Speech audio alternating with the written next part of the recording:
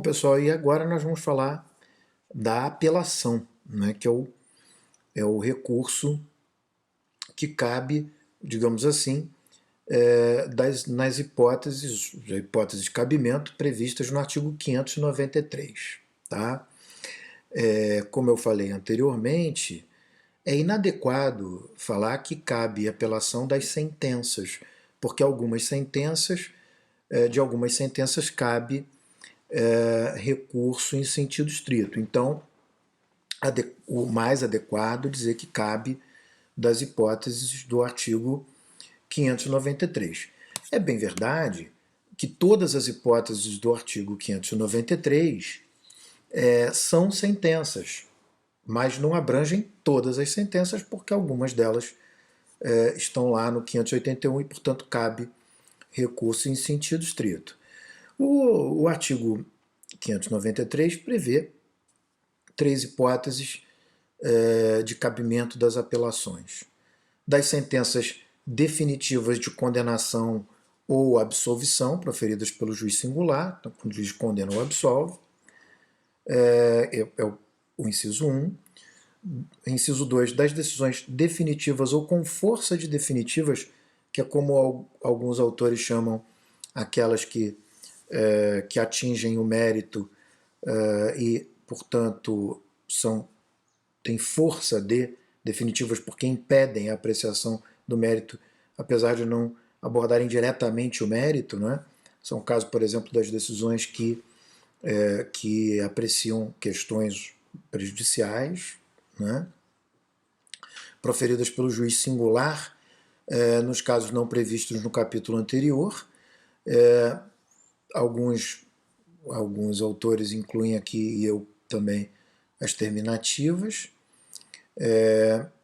E o inciso 3, das decisões do tribunal do júri quando, letra A, ocorrer nulidade posterior à pronúncia, porque até a pronúncia fica abrangida pela possibilidade do recurso em sentido estrito da decisão de pronúncia. Letra B, for a sentença do juiz presidente contrária à lei expressa ou à decisão dos jurados. Então, quando o juiz presidente, ele próprio, contraria a lei ou a decisão dos jurados, cabe apelação. C, quando houver erro ou injustiça no tocante à aplicação da pena ou da medida de segurança, que é uma parte da sentença que cabe ao juiz singular. E letra D, quando a decisão dos jurados for manifestamente contrária à prova dos autos. E aqui, nesse caso, nós temos a possibilidade de que a decisão dos jurados seja revista pelo tribunal, né, que verificará, por assim dizer, se realmente a decisão dos jurados contraria a prova dos autos ou não.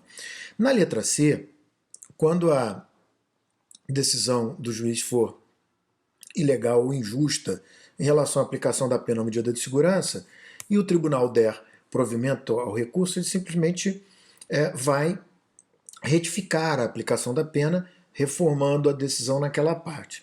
Já quando o tribunal dá provimento à apelação, porque a decisão dos jurados é manifestamente contrária à prova dos autos, o tribunal, o provimento da apelação nesses casos implica em que o tribunal determine que o réu se sujeite a um novo julgamento, não é? Porque o tribunal não pode, por assim dizer, reformar a decisão dos jurados. Ele, reconhecendo que há manifesta incompatibilidade entre a decisão dos jurados e a prova dos autos, ele dá provimento para determinar um novo julgamento.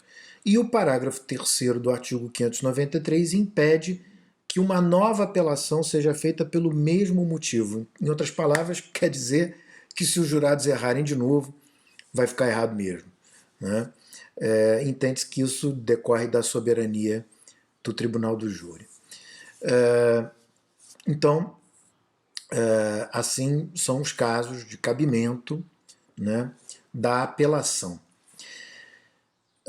O prazo de apelação ele é de 5 dias para interpor, né? Tal como eu havia falado no recurso em sentido estrito, a apelação ela também se subdivide em 2 atos, né? O ato de interposição e o ato de apresentação de razões e contrarrazões. Então, o prazo para interposição é o prazo de 5 dias. Tá? Esse prazo de 5 dias, portanto, ele deve ser cumprido, seja pela defesa técnica, seja pelo próprio condenado. Quando nós falamos sobre sentença, eu falei, olha gente, da sentença deve haver uma dupla intimação, né? A intimação feita pessoalmente à pessoa condenada e a intimação feita pela publicação no Diário Oficial para a defesa técnica. Portanto, a defesa técnica ela vai ser intimada e a partir daquele momento da publicação ela tem 5 dias para interpor por petição, uma petição interpondo recurso, não precisa apresentar razões ainda, interpõe o recurso. Já quando o acusado, agora condenado, é intimado pessoalmente por oficial de justiça da decisão condenatória, ele tem a possibilidade ele próprio de apelar por termo. Apelar por termo é assinar um termo de apelação, né, que o oficial de justiça, quando o intima, né, da decisão, ou seja, comunica a sentença ao acusado, deve questionar se ele pretende recorrer ou não pretende recorrer da decisão. E se o sujeito disser que pretende recorrer, então ele pura e simplesmente assina um termo de apelação, ele próprio, portanto, interpondo a apelação por termo. Naturalmente que, após essa interposição, o juiz, então, o próprio juiz OCO, vai analisar os requisitos de admissibilidade e, admitindo a apelação, ou seja, se presentes os requisitos de admissibilidade, vai intimar o recorrente para apresentar suas razões no prazo de 8 dias e vai intimar, depois do recorrente, ao apresentar as razões, ele vai intimar o recorrido para também apresentar as suas razões no prazo de 8 dias, tá? Que são chamadas, as razões do recorrido, como vocês sabem, são chamadas de contrarrazões, né? Então o recorrente tem 8 dias para apresentar razões e o recorrido tem 8 dias para apresentar contrarrazões. Então agora vamos verificar algumas peculiaridades importantes, né? O artigo 598 ele prevê a possibilidade de que os sucessores, leia-se, tanto o ofendido, né, como os seus sucessores, eles podem se habilitar como assistentes de acusação. Né?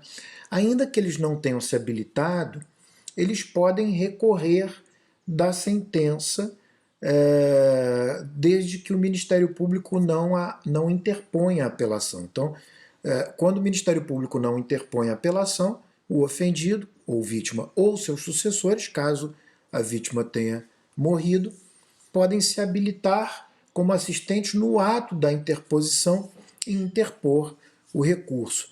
Esse recurso ele não tem só 5 dias para ser interposto, são 15, a contar da data do momento em que o Ministério Público não interpõe, né, em que o Ministério Público perde o prazo para interposição. Então, se o Ministério Público não recorrer, a vítima ou seus sucessores têm 15 dias para interpor. Tá? Outra peculiaridade, essa mesma vítima, se ela enfim, já figurar como assistente de acusação, ela pode oferecer razões, né? E, de acordo com o artigo 600, parágrafo 1º, o prazo para oferecimento de razões pelo assistente de acusação é de 3 dias, logo após os 8 do Ministério Público. Então, o Ministério Público tem 8 dias, e aí a vítima, enquanto assistente de acusação, tem 3. Tá? Outro ponto bastante relevante é que, de acordo com o parágrafo 4º, ao interpor a apelação, seja por petição ou por termo, o apelante pode declarar que deseja apresentar razões na instância superior, ou seja, no tribunal, né, no juízo ad quem. Então, nesses casos, o juiz vai fazer a análise da admissibilidade do recurso. Se ele admitir, ao invés dele intimar o apelante para apresentar razões, ele não vai intimar, ele vai mandar os autos diretamente para o juízo, no juízo ad quem, e é o juízo ad quem quem vai intimar o apelante para apresentar as suas razões na medida em que ele declarou que pretendia apresentar razões na instância superior. Tá? Isso é o que diz o parágrafo 4º do artigo 600. Bom, uma vez que as razões e contrarrazões tenham sido apresentadas na instância original ou na própria instância superior, os autos ficam disponíveis para tramitar de acordo com, é importante dizer isso, de acordo com a lei de organização judiciária daquele tribunal. E por que eu digo isso? Porque cada tribunal se organiza de uma forma diferente conforme a sua lei de organização judiciária. Alguns tribunais se subdividem em câmaras, e existem câmaras com competência criminal, ou em turmas, e turmas com competência criminal, e assim vai. Né? E a tramitação, portanto, o procedimento da apelação vai depender da organização judiciária de cada tribunal. Né? É assim que funciona. Tá? Então, dito isso, eu encerro aqui a aula sobre apelação.